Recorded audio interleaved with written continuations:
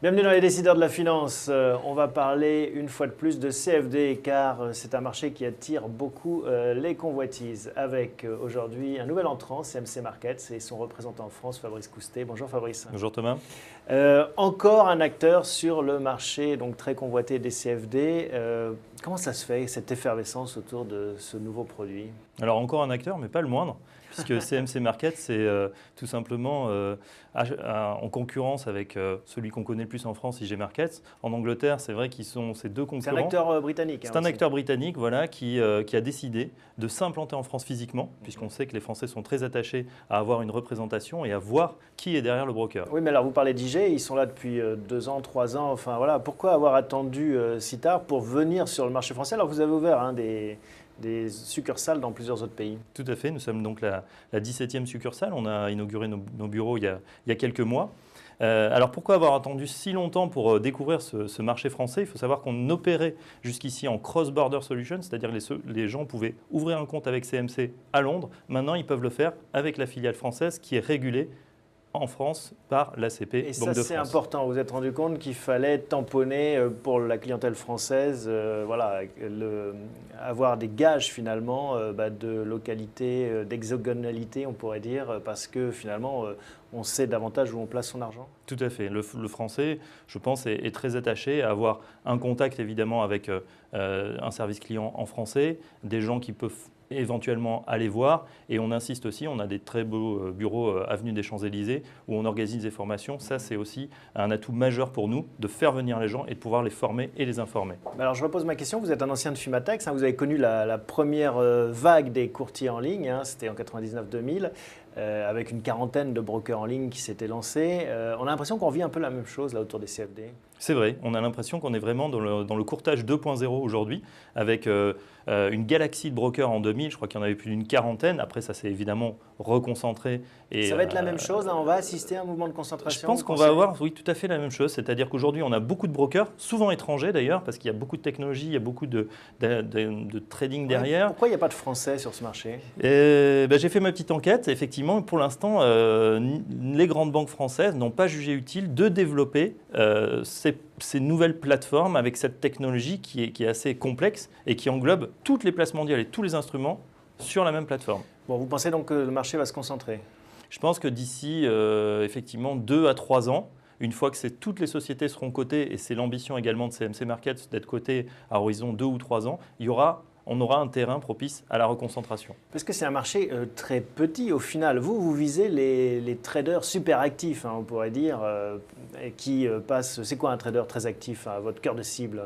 Alors normalement, le trader actif, ça doit être 1 à 2 ordres par mois. Ça, c'est la nomenclature 1 à 2 ordres actifs. Trader actif chez les grands brokers traditionnels. Le client qui est sur les CFD, il va être beaucoup plus actif dans la mesure où il va pouvoir passer plusieurs opérations par jour, c'est-à-dire en intraday, un day trader en fonction de l'analyse technique. Il va être soit sur du day trading, soit sur du swing trading de quelques jours à quelques semaines. Mais ça sera vraiment la grande majorité, c'est de l'intraday. C'est un marché de combien de personnes en France, hein? C'est un marché de quelques milliers de personnes, ne nous l'aurons pas, avec des nouveaux entrants, 1 millier à peu près par an, qu'il faut capter parce que finalement pour notre industrie, il faut avoir ces traders et ce petit nombre de traders va générer l'ensemble des transactions. Quelques milliers de personnes et autant d'acteurs, autant d'investissements parce que comme vous le rappeliez, c'est beaucoup de technologie, beaucoup de marketing, il faut faire connaître sa marque et convertir le marché. À combien de clients vous êtes rentable?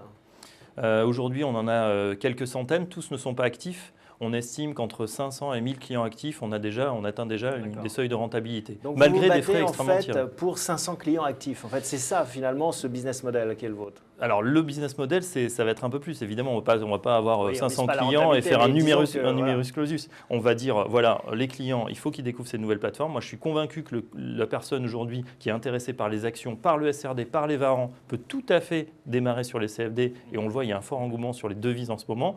Ça ne sera pas l'essentiel de son activité ou l'essentiel de son trading ou l'essentiel de son patrimoine. Mais en tout cas, il y a de la place pour ouvrir encore quelques milliers de comptes. Combien vous allez investir pour essayer de vous faire une place au soleil en partant un peu plus tard que les autres?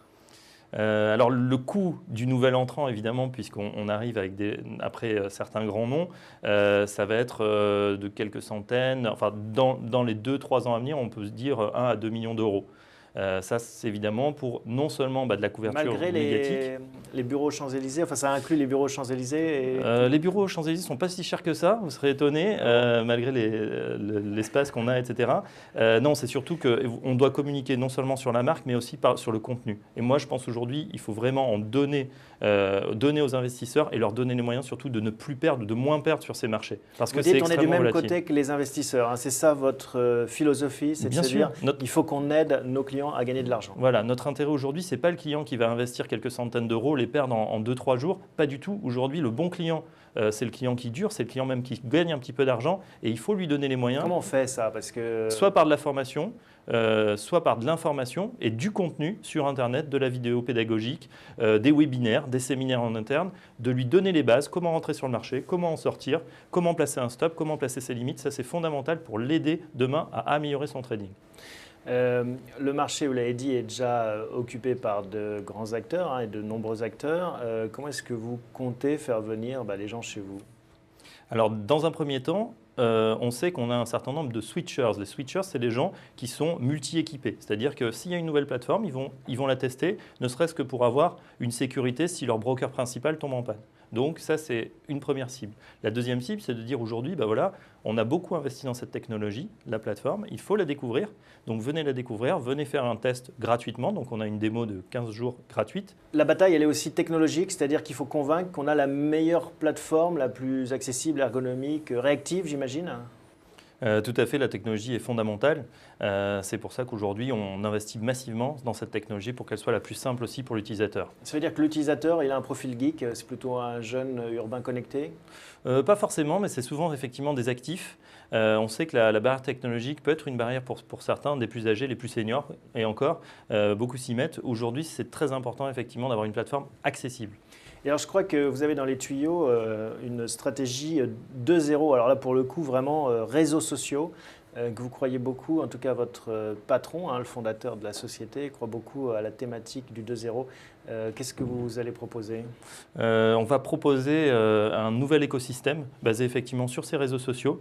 Demain, on est persuadé que de plus en plus de... C'est-à-dire que je pourrais traiter sur Facebook? Vous allez pouvoir traiter, pas traiter sur Facebook, mais informer vos amis quand vous placez un trade grâce à Facebook Connect ou grâce à, si vous tweetez, par exemple, en temps réel, vous pourrez informer, tiens, voilà, j'ai pris une position sur l'euro-dollar, et toi, qu'est-ce que tu as fait? Et on pense que justement, dans cet écosystème, donc très réseau social, les gens vont de plus en plus être interconnectés et passer de plus en plus d'heures. Un mot sur les marchés. L'actualité est chahutée, c'est le moins qu'on puisse dire, avec ce qui se passe au Japon. Vous profitez, vous le voyez ça, quand il y a plus de volatilité, finalement, ça sert vos produits. C'est ce que les gens viennent chercher, pouvoir gagner dans les deux sens, hein, chez vous? Oui, les gens souhaitent avoir un maximum d'instantanéité et pouvoir réagir à chaud à l'actualité. Qu'est-ce qui se passe là, par exemple, sur le Japon? Vous observez des choses particulières sur le yen, sur le dollar, sur d'autres choses? C'est vrai que sur le Japon, cette catastrophe a toujours un impact majeur. Il y a un grand nombre d'incertitudes. Incertitude égale volatilité sur les marchés. Et la volatilité, c'est aussi traité. C'est d'ailleurs un produit, le VIX aujourd'hui, qui est de plus en plus traité. Donc il y a évidemment le VIX. Et puis aussi, puisque ça cote en temps réel, on va avoir beaucoup de trading intraday sur les devises, et notamment sur le yen en ce moment. Merci Fabrice Coustet, à bientôt. Merci.